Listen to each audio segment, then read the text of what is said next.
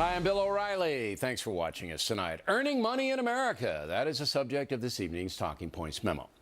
No surprise, a new study says that working and middle-class Americans are falling behind their counterparts in Canada and even in some parts of Western Europe when it comes to salaries. Since the year 2000, median income has risen nearly 20% in Britain and Canada, 16% in Ireland, but has barely risen at all in the USA. So when you hear the economy's improving, you know it's BS. Wages are what really matter, and they're not going up much here. Now, the uber-liberal New York Times says that's because managers and executives are taking all the money, leaving little for the workers. President Obama and many Democrats want to redistribute income, believing that the federal government can stimulate higher wages. But we've had 5 years of that. It's obviously not working. Talking Points admits that the socialistic trend is the real problem with wage growth in America. It's obvious that major corporations and even some small businesses are hoarding money, not hiring, not developing. The punishing tax system means that billions of dollars in U.S. profits are kept overseas, not brought here to expand industry. That is macroeconomics, something President Obama does not seem to understand. But the New York Times does understand it. However, they don't care. They want capitalism to be diminished. They want corporate America to give, not earn.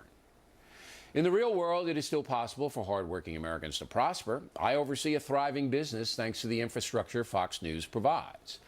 I do a lot of the skill work. I anchor the factor. I write the books. So my earnings are far above those who assist me.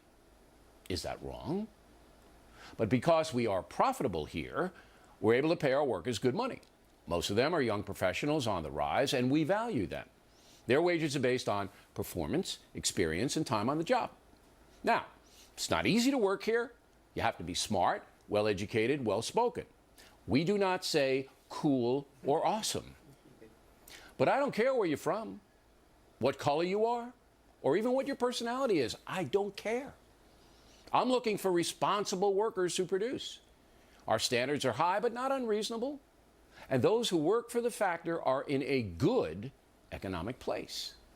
But if you don't work hard, if you're not well-read, if you cannot speak properly, you can't work here. And that is what should be emphasized in this country, developing a skill set and a hard work ethic. But it's not being encouraged. Instead, the idle talk is all about inequality, that the system is rigged, telling working Americans they are victims. Therefore, some don't strive as hard as they might. Finally, the private sector fears the new social order the Obama administration is trying to impose, and that includes Obamacare mandates. That fear has constricted hiring and expansion. Capitalism made this country the most prosperous nation on earth, and we should damn well get back to it.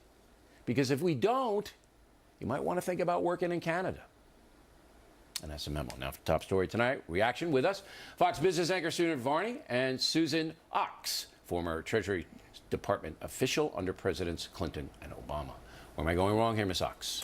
Well, I think you have to recognize that for people who are employed, they are working hard, their wages have still stagnated. So they're on the little hamster wheel. They're not getting anywhere. Not everybody, not here at the factor. But for a lot of people, well, your cool and awesome employees here are pretty special. No, it's because we're making money here. We're doing very well here. That's why their salaries are given raises, and they're given because we want to keep them. If they go to CNN, CNN might improve. So it's a competitive situation here. But here's the disconnect. So corporate profits are improving. They're at the highest level ever of the economy, whereas wages are at the lowest level ever in the economy. So it's not that corporations around the country are suffering. It's that the share that is going to workers versus going to shareholders. So then the solution to that, Ms. Ox, is for the worker to go somewhere else. I worked for a company called Belo Broadcasting. Have you ever heard of it? No. So it's a pretty big company. It's on a New York Stock Exchange. They paid me way under what I was worth in my own, humble opinion. And you know what I did? I went to Denver. I was working in Dallas, and I said, you know what? I'm not being treated fairly here. I picked it up, and I went to Denver, and I worked there for a much higher wage. But now the workers can't do that because there are fewer jobs. And that's the crux of the matter. If you're not being treated fairly, and I agree, some corporations don't, go someplace else. When I first came to America, almost 40 years ago, the rules were very clear. You got a job, you worked hard, saved money, bought a house, got married, had kids, in that order. That pushed you up into the American dream, the American middle class. President Obama, I think, has fundamentally changed America. In the last 5 years, that work ethic has been reversed. Because he feels that the system is rigged against Yes. people in a certain category, maybe people of color, maybe working Americans without college degrees, and even people trying to get a college degree. It costs so much money to get it, all right, that he feels it's a rigged situation. I think he comes at it from the other side of the fence. He looks at success, money, wealth as the enemy. And How do he you know says, that, though? I never got that vibe from Well, the him. taxation? The taxation is But the punitive. taxation is to give to people that he feels aren't being treated That's fairly. buying votes, Bill.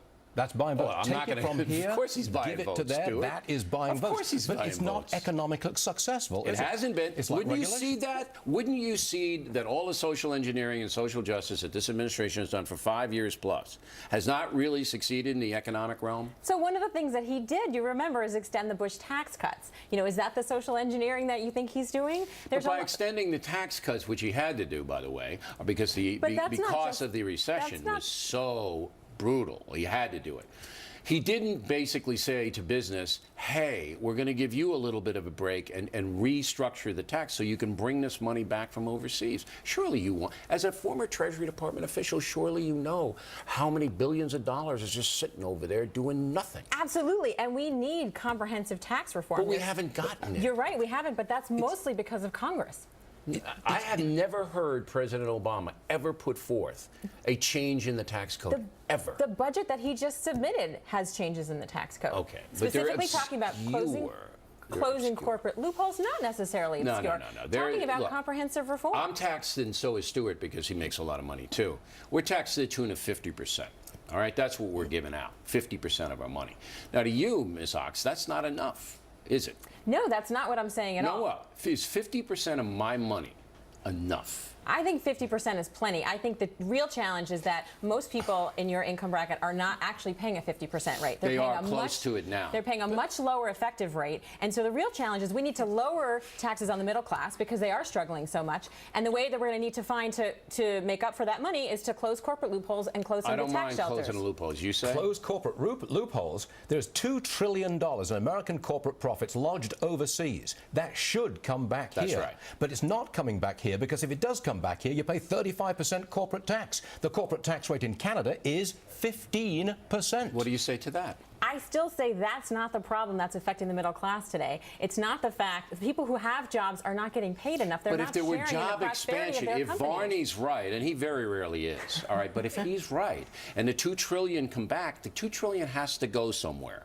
And in order for it not to be taxed at the prohibitive rate, it would have to go into R&D, research and development. That creates jobs. That gives the workers some mobility. We would hope so, but that's not necessarily the case. There are companies that have a lot of cash on their balance sheets in the U.S. Then you leave that company. Who are doing nothing with it. I'm just saying there's no guarantee that if the money comes back, they invested in R&D. There have been proposals. You can't force private enterprise to do it, but it doesn't There have make been economic proposals. sense that they would continue to hoard if they can make more money down the road. All right, last word, Stuart. There's one area where it is not President Obama's fault, and that is technology. I'll give you the case of WhatsApp. It's a messaging system.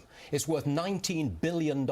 It's got 55 employees. That is massive wealth creation without job creation. There's no middle class. No, at the WhatsApp. technology has changed from service to that, but The people global have to economy adapt. makes a difference. We That's all also the need big to find a way for workers to share more in the inventions and other things that they do on behalf of companies. In the same way that actors have now syndication deals. If you developed a cancer drug that is the blockbuster of the century, Absolutely. You got to get an attorney, you got to trademark it, you got to go. Or you got to do But that all of doesn't. that If stuff. you work for Pfizer, that doesn't happen today. Okay, but life isn't fair. You've got to be assertive. It's not You've about got fair, to be it's about assertive. ownership. Real quick. I'm a refugee from socialism. I'm an English immigrant to America. Socialism doesn't work. All right. That's not. There they are.